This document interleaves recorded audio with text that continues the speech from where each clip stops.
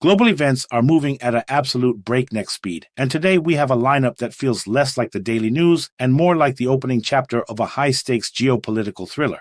We are looking at Germany suddenly cracking down on its own citizens' health rights while simultaneously threatening a major unprecedented boycott against the United States.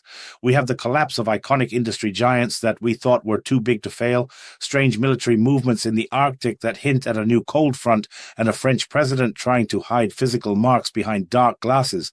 And if you think loyalties are static, just wait until you hear about Canada's shocking, almost unbelievable pivot toward China. But keep your eyes open and your ears sharp, because the most significant revelation, a complete redrawing of the Middle East map involving key global players and excluding others, is waiting for you at the very end of this episode. Before we dive into this storm, I have a small personal favor to ask. We don't have corporate backers telling us what to say. We choose truth over blind loyalty. And let me tell you, that is a dangerous path to walk these days. It takes immense resources, time, and energy to fact check and bring you the patterns others miss or simply refuse to see. So, if you value this work, if you value an independent voice, please hit that like button, subscribe, and consider becoming a sponsor or using the Super Thanks feature. It's not just a donation, it's a vote for independent journalism and a shield against fake news. And trust me, stick around until the final minute, because the biggest piece of this puzzle is the last one I'll share.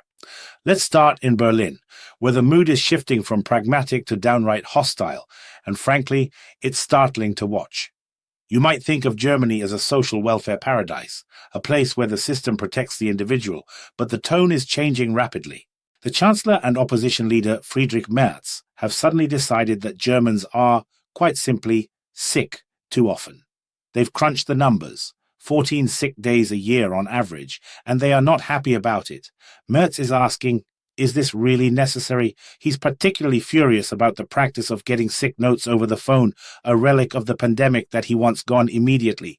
He's calling for an urgent discussion with the coalition because, in his view, the country needs to boost economic production, not stay in bed.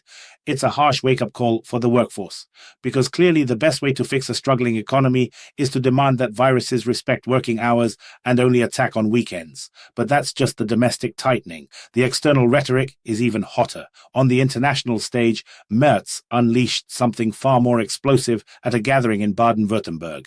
He didn't mince words, not even a little. He stated flatly that the United States is developing a policy based solely on power and self-interest, and Germany refuses to be a pawn in this game. Think about the weight of that statement. The Chancellor is reportedly growing disillusioned with Donald Trump's approach, urging Europe to stand firm. But here is where it gets truly wild, and I mean unprecedented. There is serious talk in ruling circles of boycotting the 2026 World Cup in North America if the US moves forward with a forced annexation of Greenland. Jürgen Hart, a close ally, dropped this bombshell. Imagine the scale of that, a global sporting event, the biggest in the world, held hostage by Arctic geopolitics. They still hope for a NATO solution to avoid escalation, but the fact that a boycott is even on the table tells you everything about how fractured the West has become. It seems the definition of ally is being rewritten in real time, and nobody has the new dictionary yet. It's not just the political rhetoric that's hardening. The economic and social fabric is being pulled tight, almost to the breaking point. In Saxony-Anhalt, Minister of Economy Sven Schulze is pushing for something that sounds like a blast from the past, or perhaps a vision of a harsher future: mandatory service for anyone receiving state benefits.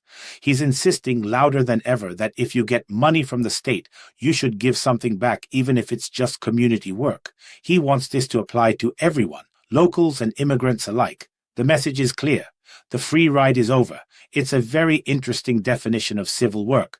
Do what we say or starve, which certainly changes the social contract. And while the government tightens the screws on individuals, the corporate titans are stumbling. Porsche, the absolute symbol of German engineering excellence and prestige, is facing its biggest sales drop since 2009.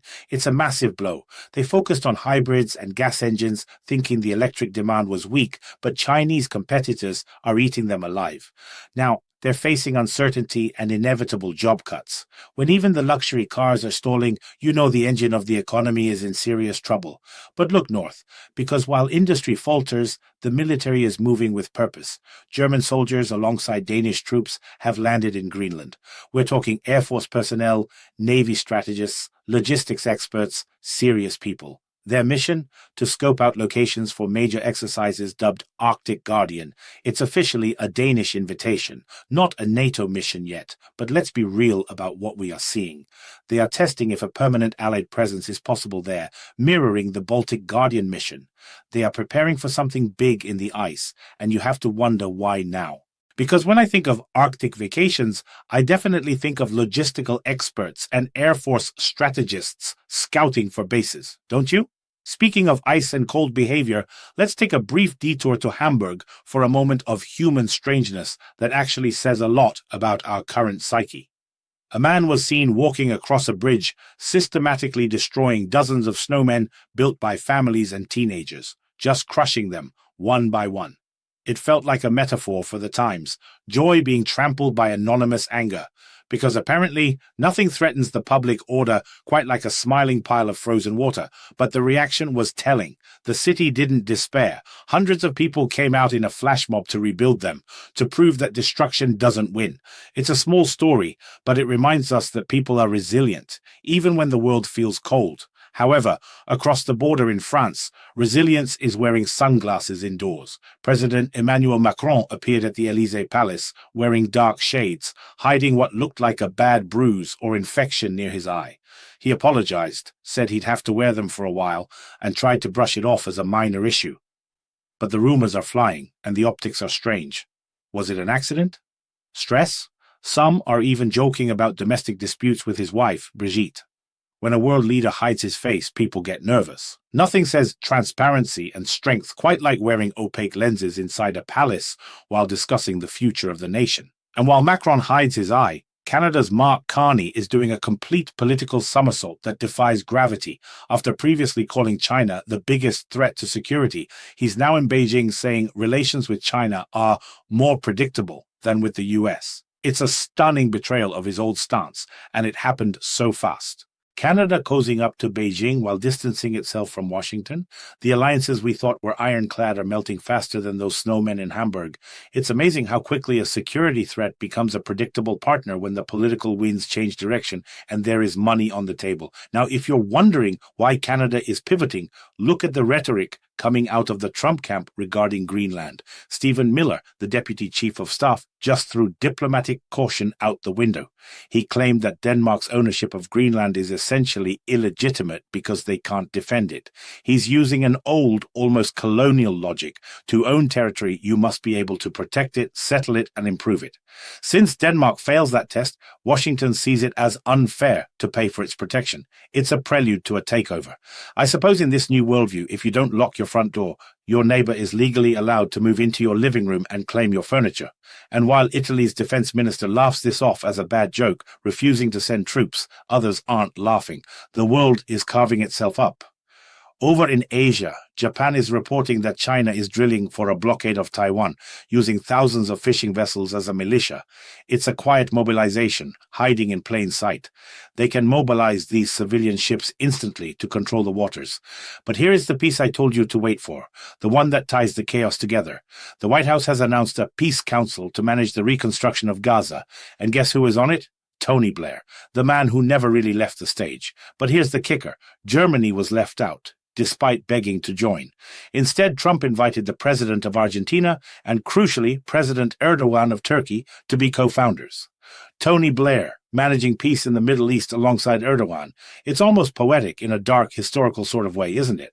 They are creating a new structure to manage the Middle East, bypassing traditional European powers. A separate committee, led by the Palestinian Authority, will handle the civil side. This isn't random chaos. It's a planned restructuring of global management. The players are being chosen right now, and if you're not at the table, you're on the menu. The world is shifting under our feet. Old allies are being snubbed, former enemies are shaking hands, and the map is being redrawn from the Arctic to the Middle East. We will keep watching every move, connecting these dots so you don't have to navigate this alone. If you found this analysis helpful, please remember to like and subscribe. Consider sponsoring the channel because your support is the only thing keeping this light on. Stay safe, stay skeptical, and I'll see you in the next one.